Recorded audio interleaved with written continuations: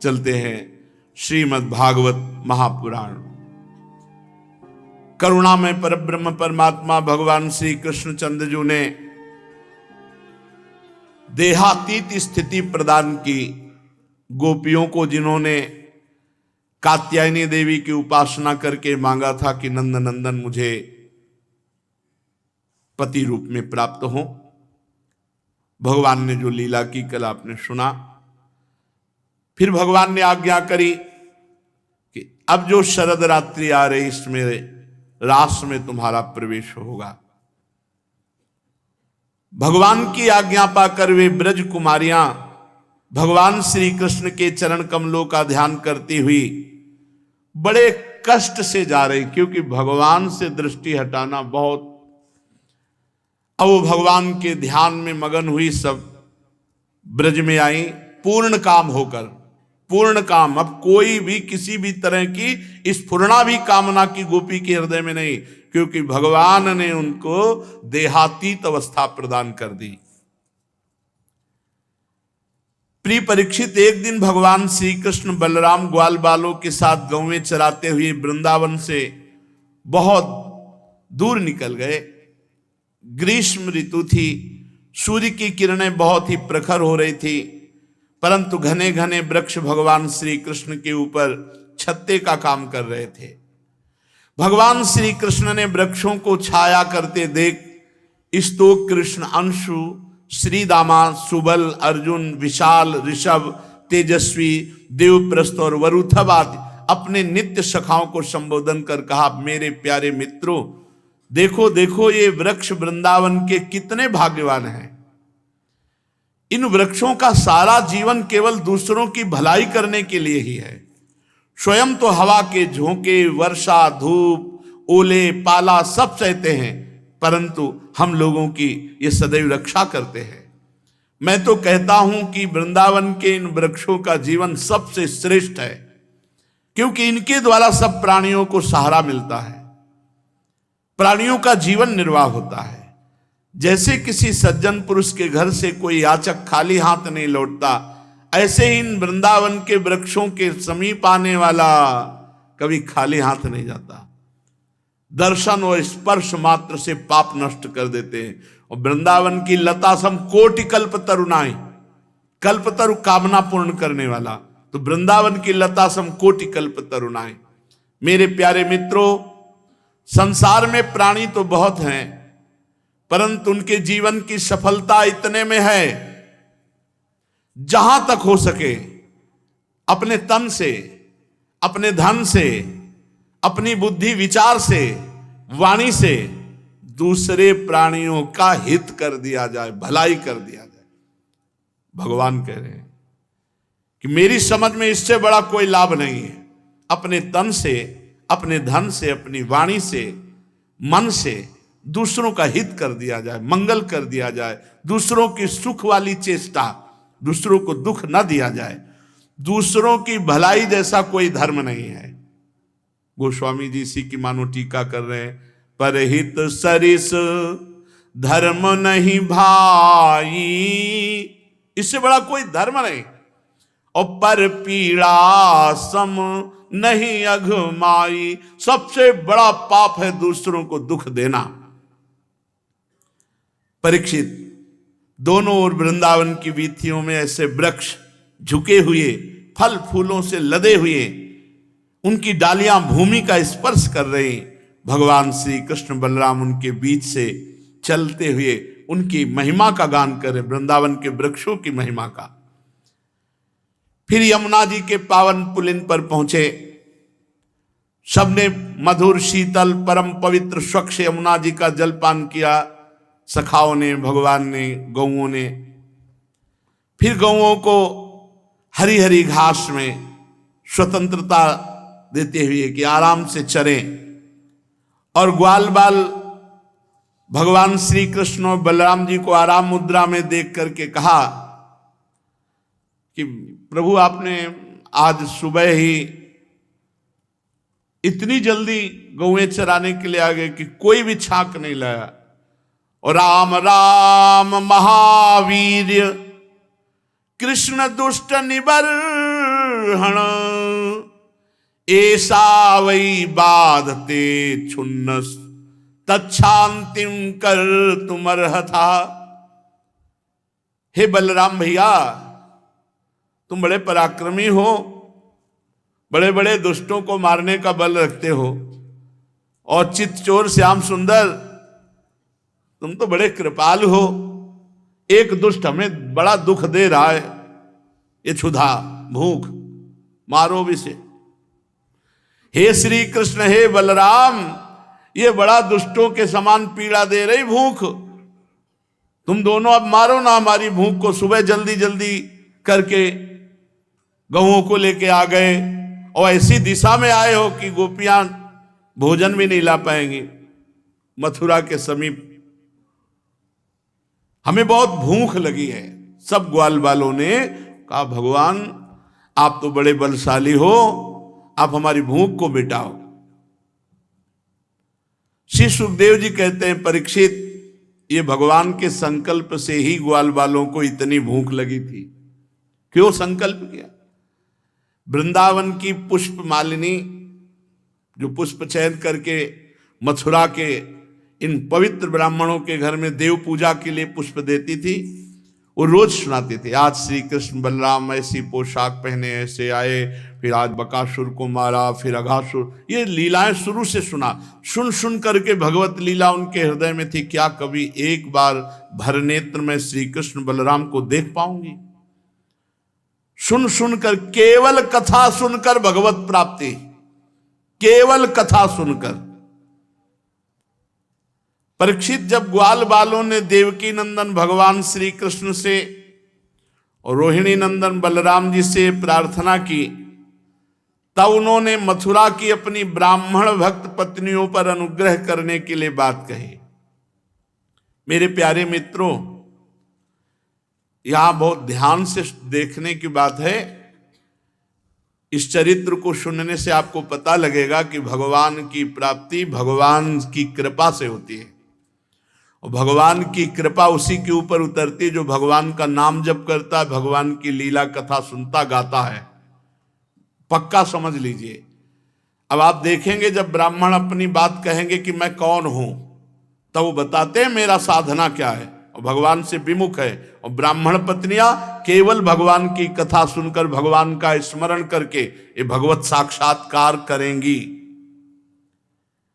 भगवान ने कहा, मेरे प्यारे मित्रों, यहां से थोड़ी ही दूर पर वेदवादी ब्राह्मण स्वर्ग की कामना से आंगिरस नामक यज्ञ कर रहे हैं। तुम सब उनकी यज्ञशाला में जाओ, और ऐसे नहीं कि जाके कह दो कि भोजन दे दो, पहले दंडवत करना, फिर उनसे कहना कि श्री कृष्ण और बलराम आए हुए हैं और उनको भूख लगी, सखाओं के साथ है, कुछ भोजन दे दीजिए, जाओ मांग लाओ।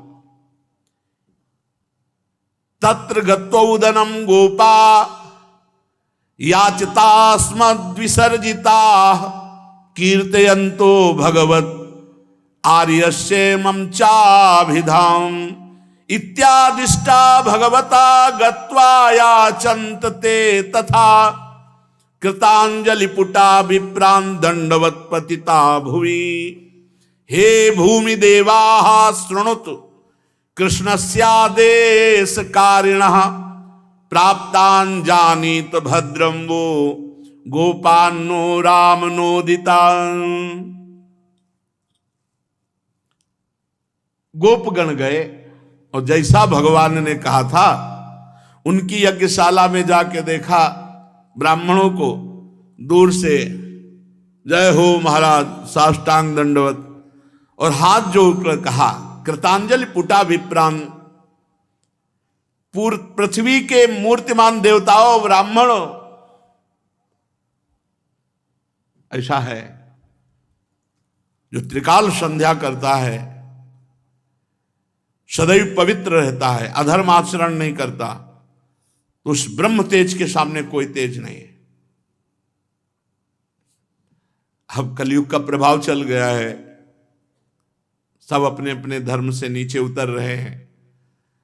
भोग प्रधान बुद्धि है, अर्थ प्रधान बुद्धि, अब धर्म प्रधान बुद्धि किसी बिरले में रह गई है। त्रिकाल संध्या करता हो, सत्यवादी हो, धर्म से चलता हो, किसी का प्रतिग्रह व्यर्थ प्रतिग्रह न लेता हो, अपने अनुष्ठान के अनुसार ही लेता हो सत्य प्रतिग्रह, और यज्ञोपवीत लेके ऐसे बोल दे, अगर तत्काल लागू ना हो जाए तो बताना। तत्काल, ये हम अनुभव की बात कहते हैं। पर ब्रह्म ही तेज नष्ट, अगर एक बूंद शराब जवान में चली गई तो ब्रह्म तेज नष्ट हो गया। एक आहार, एक ग्रास अभक्ष्य पदार्थ चल तो ब्रह्म तेज नष्ट हो जाएगा। ब्रह्म तेज संपन्न बड़े बड़े चक्रवर्ती सम्राट कांपते थे, फटे कपड़े पहने हैं, छड़ी हाथ में और वेद बगल में लिए हुए हैं, देख करके बड़े बड़े चक्रवर्ती सम्राट खड़े हो जाते थे। पर समझ, कलिकाल है, धर्म का त्याग होता चला जा रहा है। दैवाधीनम जगत सर्वे मंत्राधीनम देवता ते मंत्रा ब्राह्मणाधीनम तस्मात् ब्राह्मण देवता। दैव के अधीन समस्त चराचर जगत है, देवताओं के अधीन, देवता मंत्र के अधीन है, मंत्र ब्राह्मणों के, वो सिद्ध मंत्रवेत्ता।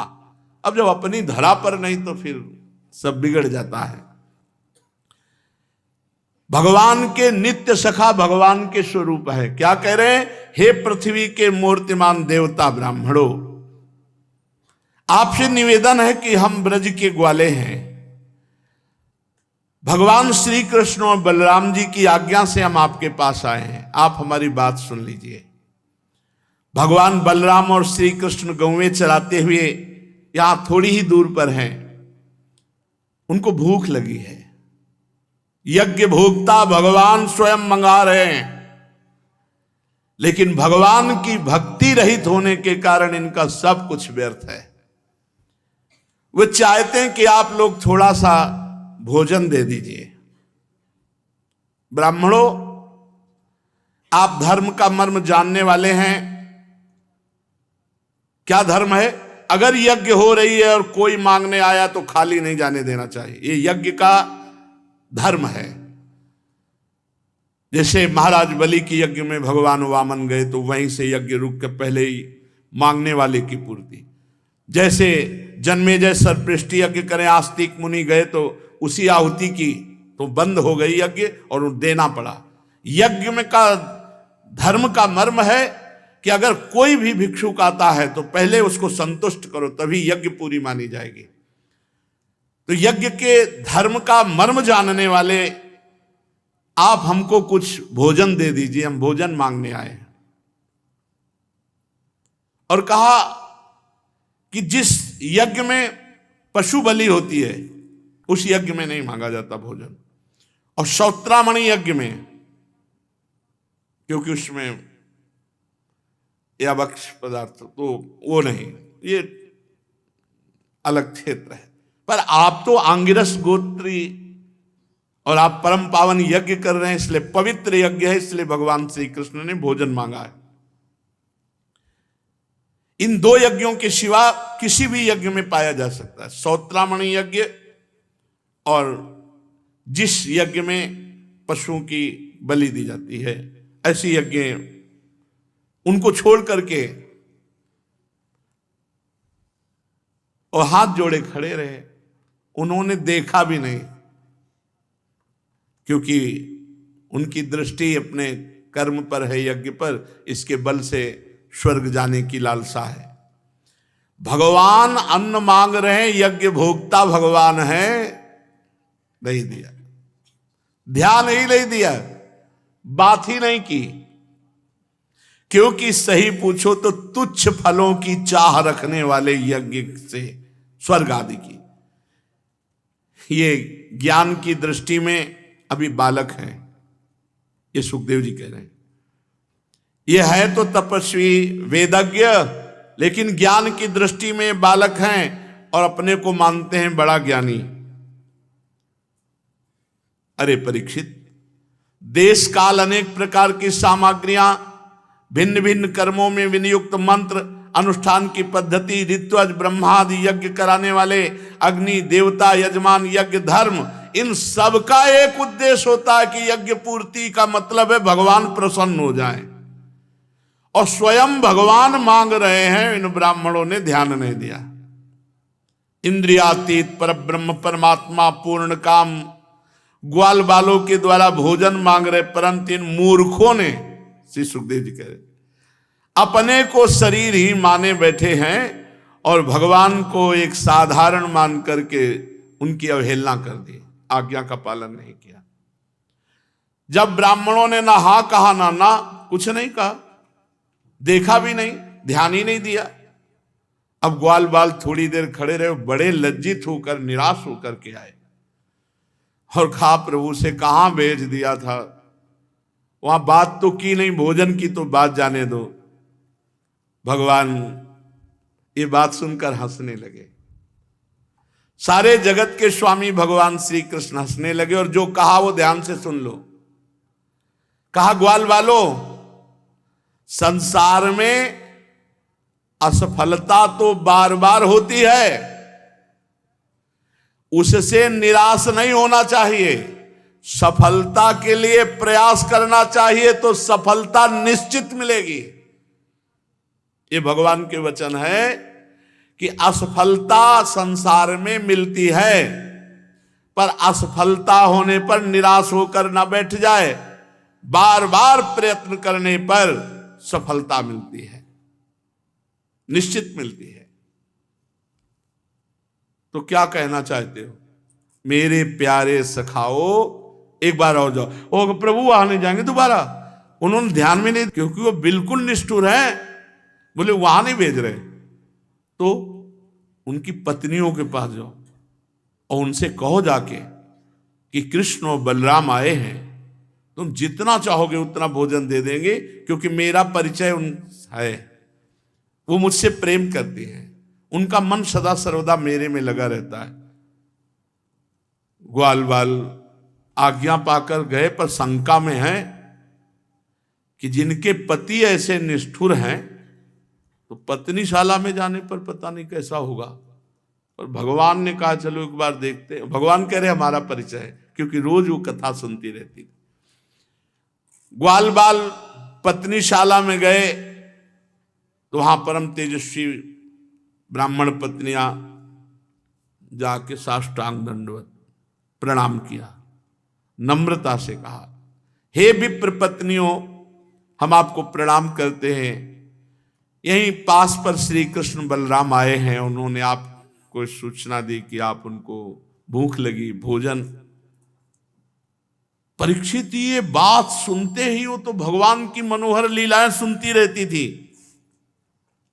श्रुत्वाच्युतमुपायातम नित्यम तद्दर्शनोत्सुकाः तत्कथा क्षिप्त मनसो बभूर्जात संभ्रमाः चतुर्विधम बहुगुणो मन्नमादाय भाजनैः अविशस्त्रु प्रियम सर्वाः समुद्रमिव निमग्नगाः। वो तो रोज भगवान की चर्चा सुनती थी और रोज इच्छा करती थी हे प्रभु कब ऐसा होगा कि मैं आपका दर्शन पाऊं। श्री कृष्ण की ये बात सुनते ही कि वो नजदीक आ गए हैं और भूखे हैं, बस भक्ष भोज्य लेह चोष्य चारों प्रकार का अत्यंत स्वादिष्ट भोजन सब थाल में भर भर के, कोई परवाह नहीं। पति बंधु भाई बंधु सब विस्मृत, जैसे गोपीजन बंसी ध्वनि सुनकर विस्मृत, ऐसे ब्राह्मण पत्नियां विस्मृत होकर सुंदर सुंदर भोग पदार्थ लेके चल पड़ी। वैसे ही निकल पड़ी जैसे बाढ़ में नदियां समुद्र की तरफ जाती, अब कोई रोक नहीं सकता। प्रीति न काहू की कान विचारे, मार्ग अपमार्ग विथकित मन को अनुसरत निवारे। ज्यो सरिता सावन जल उमगत सन्मुख सिंधु सिधारे, जीव नादहि मन देह कुरंगन प्रगट पारधी मारे। अपना हृदय तो पहले ही न्यौछावर कर चुकी थी ब्राह्मण पत्नियां, भगवान के लीला गुण माधुर्य को सुन सुनकर गई ब्राह्मण पत्नियां। देखा यमुना के परम पावन तट पर नए नए कूपलों से शोभायमान अशोक वन में ग्वाल भालों से गिरे हुए भगवान गिरे हुए ऐसे खड़े हैं, मंडलाकार ग्वाल बाल और बीच में श्री कृष्ण बलराम जी, बहुत सुंदर शोभा है। सांवले शरीर पर पीतांबर झिलमिला रहा है। श्यामम हिरण्य परिधिम वनमाल्य बर्ह धातु प्रवाल नटवेश मनोव्रतांसे विन्यस्त हस्तमितरेण धुनानमब्जम कर्णोत्पलालक कपोल मुखाब्जहासम। कैसी शोभा में देखा। आसपास ग्वालबाल अशोक वन में सांवले सरकार पीतांबर धारण किए हुए, झिलमिल झिलमिल करोड़ों बिजलियों किसी कांति पीतांबर में, गले में बनमाला, मस्तक पर मोर पंख का मुकुट, अंग अंग में रंगीन धातुओं से सखाओं ने चित्रकारी की, नए नए कोपलों के गुच्छे शरीर में लगाकर नट का सवेश बनाए। एक हाथ सखा के कंधे पर, दूसरे हाथ में कमल का फूल नचा रहे, कानों में कमल के कुंडल, कपोलों पर घुंघराली अलके लटक रही, मुख कमल पर मंद मंद मुस्कान की रेखा प्रफुल्लित हो रही है। परीक्षित, अभी तक तो केवल रूप माधुरी, गुण माधुरी, महिमा भगवान की सुनी थी। आज अपने नेत्रों से रूप का दर्शन किया। प्रायः श्रुत प्रियतमोदय कर्ण पूरैर यस्मिन्निमग्न मनसस्तमथाक्षिरन्ध्रै अन्तः प्रवेश सुचिरं परिरभ्यतापम प्राज्ञं यथाभिमतयो विजहुर्नरेन्द्र।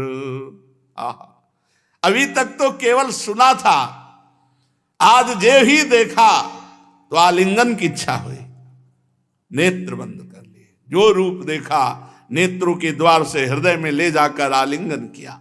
बहुत देर तक समाधिस्थ रही ब्राह्मण पत्नियां। जागृत, स्वप्न, सुषुप्ति, तीनों अवस्थाओं से परे, मैं मेरा, इन दोनों भावों से परे, ये त्रिगुणातीत स्थिति मम दर्शन फल परम अनूपा, जीव पाव निज सहज स्वरूपा। जन्म जन्म की जलन मिट गई भगवान के दर्शन से। कितना उस जीव का परम सौभाग्य कि संसार चक्र का अंत और भगवत साक्षात्कार। तास तथा स्थिति देखो क्या गई। त्यक्त सर्वासा, समस्त आशाएं उसी समय नष्ट हो गई। कोई कामना नहीं, कोई आशा नहीं। गोपियों के हृदय में जैसे भगवान के चीरहरण लीला के बाद वो देहातीत स्थिति, अब कोई कामना नहीं। ब्राह्मण पत्नियों के हृदय में भगवत दर्शन करते हुए तास तथा त्यक्त सर्वाशा, समस्त आशाओं का त्याग हो गया। केवल भगवान के चरणों को धो रहा है। यही स्थिति, त्यक्त सर्वाशा, अब कछुनाथ न चाहिए। ये भगवत दर्शन। प्राप्ता आत्मदिदृक्षया, उनको आत्मदर्शन हो गया, आत्मबोध हो गया, आत्मदृष्टि जागृत हो गई। आहा, विज्ञायाखिल दृग्दृष्टा प्राह प्रहसितानना। अद्भुत प्रसन्नता मुख से फूट रहे, आंख मूंदे हुए भगवान का आलिंगन करते हुए आत्मस्वरूप में स्थित। अब भगवान मुस्कुराते हुए बोले, ये बात केवल गोपियों को बोली है या ब्राह्मण पत्नियों को बोली है? भगवान ये बात दो ही जगह बोले हैं। स्वागतम वो महाभागा आश्यताम करवाम किम यन्नो दिदक्षया प्राप्ता उपपन्नो मिदम ही वह। अभी वो ब्रह्मानंद में डूबी हुई है। आंख खोले, इसलिए भगवान मुस्कुरा कर बोले, स्वागतम स्वागतम महाभागा, वही महाभागा है जो भगवान से मिल ले, नहीं तो अभागा है। वो जीवन किस काम का जिसमें भगवान का ध्यान न हो, स्मरण न हो, भगवान की भक्ति न हो। जिन के हृदय में भगवान की भक्ति नहीं, वो जीवित मुर्दा भागे हैं। जिन हरि भगत हृदय नहीं आनी, जीवित सब समानते प्राणी। भगवान के अमृत में शब्द स्वागतम वो महाभागा आश्यताम करवाम किम। स्वागत है महाभाग्यवती देवियों, आओ बोलो तुम्हारे लिए क्या करूं। तुम लोग दर्शन की इच्छा से आई हो, यन्नो दिदक्षया प्राप्ता, ये उपपन्नमिदम हिवा, ये तुम्हारे जैसे प्रेम पूर्ण हृदय वालों के योग्य ही है। इसमें संदेह नहीं कि संसार में अपनी सच्ची भलाई को समझने वाले जितने भी बुद्धिमान पुरुष हैं, वो मेरा भजन करते हैं, मेरा प्रीतम के समान प्रेम करते हैं, मुझे सबसे अधिक प्यार करते हैं। ऐसा प्यार जिसमें किसी भी प्रकार की कोई कामना नहीं। अहेतुक्य व्यवहिताम भक्ति मात्म प्रिय, तथा जिसमें किसी प्रकार का व्यवधान, संकोच, छिपाव, दुविधा, द्वैत नहीं, कोई शर्त नहीं, कोई कामना नहीं। ऐसा प्रेम संसार में वही सबसे बड़े बुद्धिमान है जो भगवान से प्रेम करते हैं। प्राण बुद्धि मना स्वात्म दारा पत्य धनादय यत् संपर्कात प्रिया आसंस ततः कोण्व परः प्रिया। प्राण बुद्धि मन शरीर स्वजन स्त्री पुत्र धन आदि संसार की सभी वस्तुएं जिसके लिए, जिसकी सन्निधि से प्रिय लगती हैं, वो मैं हूं, आत्मा हूं, परमात्मा हूं। कैसे? पुत्र बहुत प्रिय है और भगवान उसके अंदर से निकल गए तो शरीर को जला दिया जाता है। स्त्री बहुत प्रिय, भगवान आत्मा रूप से अंतर ध्यान हो गए, उसके शरीर को जला दिया। तो जो भी प्रिय है अपना या पराया, वो भगवान को लेकर है। मुझ श्री कृष्ण से बढ़कर कोई प्यारा नहीं हो सकता। इसलिए तद यात देव यजनम पतयो यो दुजातयः स्वसत्रम पारिष्यन्ति युष्माभिर्गृह मेधिना। मैं अभी आपके द्वारा लाया हुआ भोग पाता हूं और तुम सब मेरा दर्शन कर चुके। जाओ, क्योंकि तुम्हारे पति यज्ञ कर रहे हैं, बिना पत्नी के यज्ञ पूर्ण नहीं होती, इसलिए तुम जाकर के अपने पतियों की यज्ञ को पूर्ण करो। ब्राह्मण पत्नियों ने कहा, अंतर्यामी श्याम सुंदर। अंतर्यामी शब्द इसलिए कि सबके हृदय की जानते हो। मैवं विभोर्हति भवान गदितुम न संसं सत्यं कुरुष्व निगमं तव पादमूलम् प्राप्ता वयं तुलसीदाम पदावसृष्टम केसरिनिवोढुमतिलंग समस्त बंधून् गृह्णन्ति नो न पतयः पितरौ सुता वा न भ्रात बंधु सुहृदः कुत एव चान्ये तस्मात् भवत् प्रपदयोः पतितात्मनाम्नो नान्या भवेद् गतिररिन्दम तद्विधेहि। ब्राह्मण पत्नियों ने कहा, अंतर्यामी श्याम सुंदर, आप ये कह रहे हैं कि वापस चली जाओ? ये बात तो निष्ठुरता से पूर्ण है। आपके श्रीमुख से ये बात निकलनी ही नहीं चाहिए कि वापस चली जाओ। हम वेदवादी ब्राह्मण की पत्नियां खूब वेद के विषय में जानती हैं।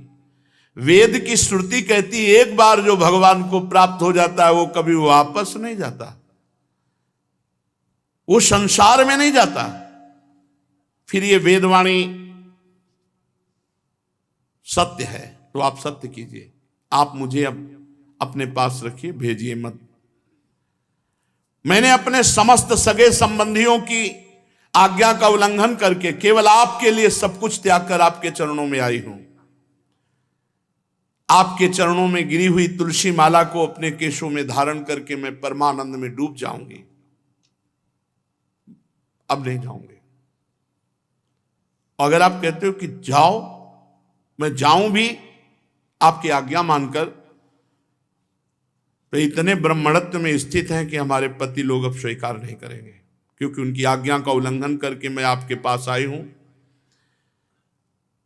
वीर शिरोमणि, हम आपके चरणों में आ गई, अब हमारा कोई नहीं, हमें किसी की आवश्यकता नहीं, किसी का सहारा नहीं, इसलिए हमें किसी और की तरफ आश्रय के लिए देखना पड़े, ऐसा नहीं। प्रभु आप ऐसी व्यवस्था कीजिए कि मैं आपके चरणों की शरणों में रहूं। भगवान ने कहा, पति पुत्र माता पिता भाई बंधु तुम्हारा तिरस्कार करेंगे? अरे नहीं नहीं, तुम मेरी हो गई हो, इसलिए सब नमस्कार करेंगे। अब कोई त्रिभुवन में तुम्हारा तिरस्कार नहीं कर सकता, सब संसार तुम्हारा सम्मान करेगा। ये बात भगवान कह रहे हैं, ये बात समझनी। जो भगवान का हो गया तो सारा संसार उसे नमस्कार करता है। तुम मेरी हो, तुम मेरे से युक्त हो गई हो।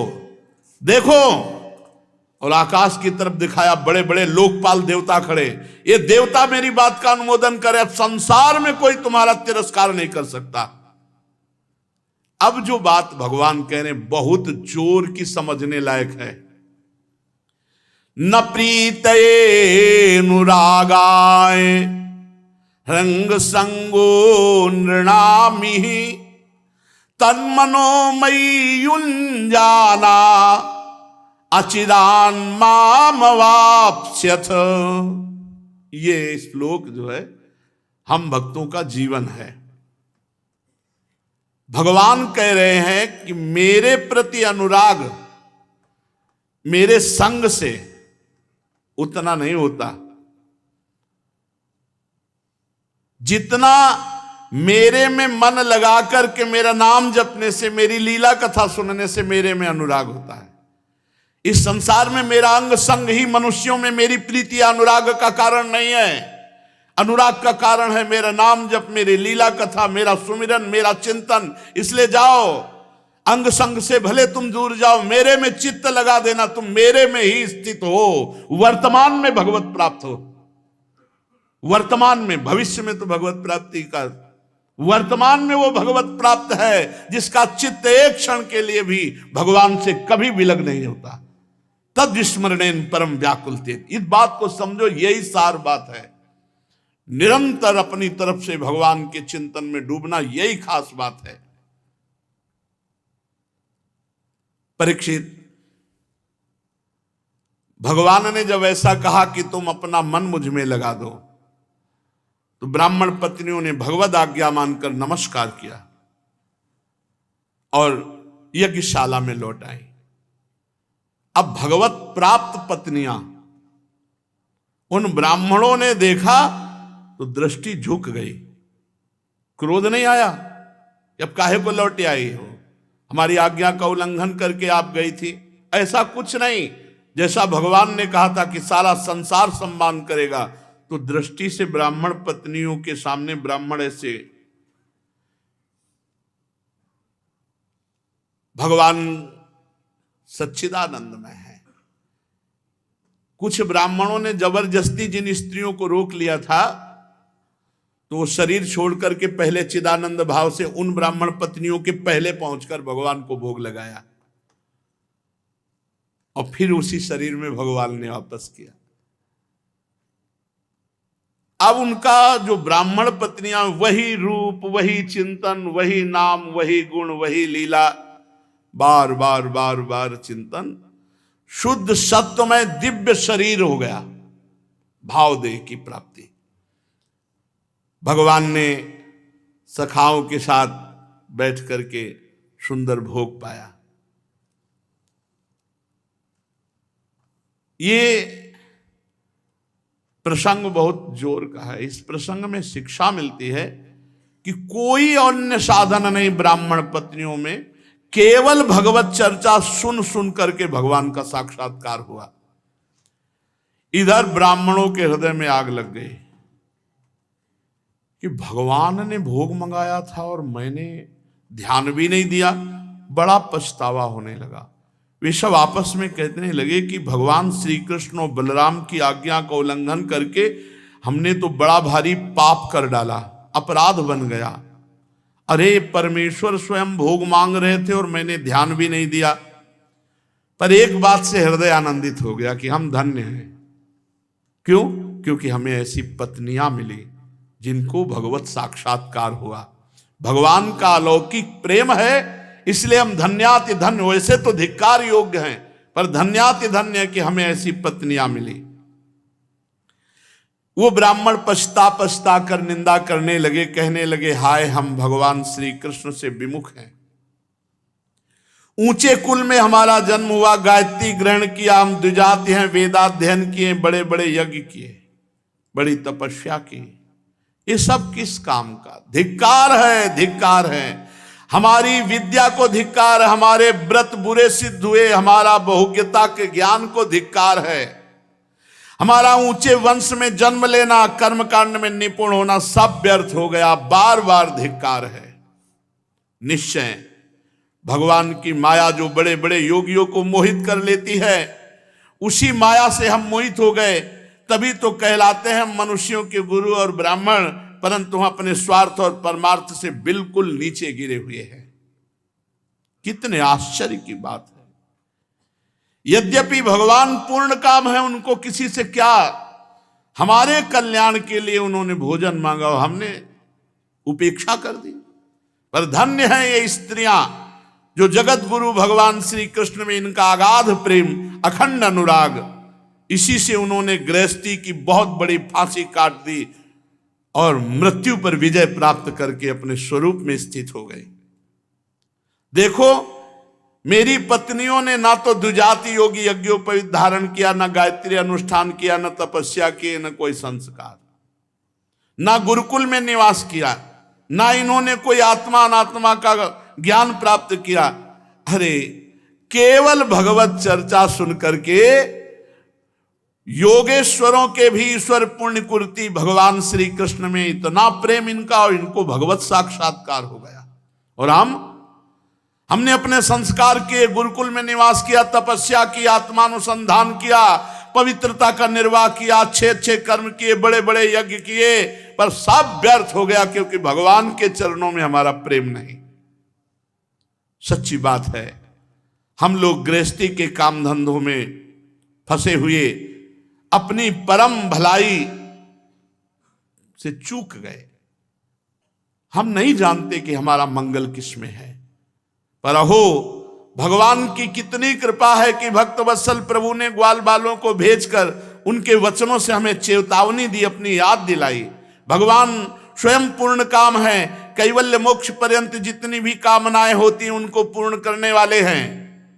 यदि हमें सचेत न करना होता तो उनका हम सरीखे क्षुद्र जीवों से भोजन मांगना जो पूर्ण काम है, अवश्य अवश्य भगवान की हमारे ऊपर बहुत कृपा है। स्वयं लक्ष्मी जी, बड़े बड़े देवता, बड़े बड़े लोकपाल जिनके चरणों की आराधना करते हैं और चरण स्पर्श पाने की लालसा करते हैं, वे भगवान किसी से भोजन मांगे, ये केवल मोहित करने वाली बात है।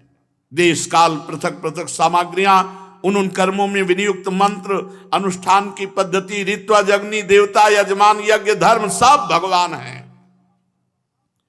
वही भगवान योगेश्वरों के भी ईश्वर भगवान श्री कृष्ण के रूप में यदुवंशियों में अवतीर्ण हुई। ये बात हमने सुन रखी थी, परंतु हमारी बुद्धि मारी गई, हम पहचान न सके और भगवान की अवज्ञा कर दी। फिर भी हम धन्याति धन्य हैं, अहो भाग्य है, क्योंकि हमको ऐसी भक्त पत्नियां प्राप्त हुई। उनकी भक्ति से हमारी बुद्धि भी भगवान श्री कृष्ण के अविचल प्रेम से युक्त हो गई है। हे प्रभु, हे श्री कृष्ण, आप अचिंत्य एवं अनंत ऐश्वर्यों के स्वामी हैं। हे श्री कृष्ण, आपका ज्ञान अबाध है। हे श्री कृष्ण, आपकी ही माया से हमारी बुद्धि मोहित हो रही है और हम कर्मों के पचड़े में भटक रहे हैं। हे श्री कृष्ण, आपको नमस्कार है। वे आदि पुरुषोत्तम भगवान श्री कृष्ण हमारे इस अपराध को क्षमा करें, क्योंकि हमारी बुद्धि उनकी माया से मोहित हो रही है। हम उनके प्रभाव को न जानने वाले अज्ञानी जन हैं।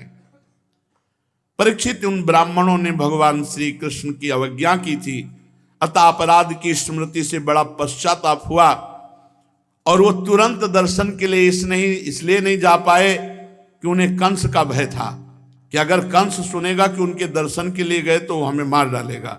इस भय से वो वहां नहीं गए। अब अगला प्रसंग गिरिराज महाराज का है।